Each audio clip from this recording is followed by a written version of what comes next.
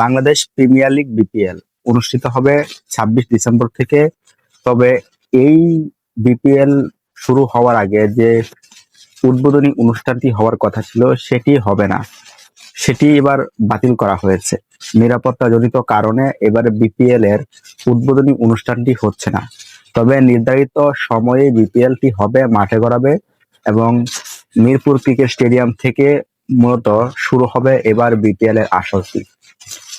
তো এই বিপিএল এ যেহেতু উদ্বোধনী অনুষ্ঠান হবে না, সেহেতু এই বিপিএলটি আগের মতো তেমন একটা জাঁকজমক ভাবেও হচ্ছে না। খুব অল্প সময়ে এবং ঢাকাতে সবচেয়ে বেশি কম ম্যাচ হবে। আর এর সবচেয়ে বেশি বড় কারণ হচ্ছে নিরাপত্তাজনিত কারণ।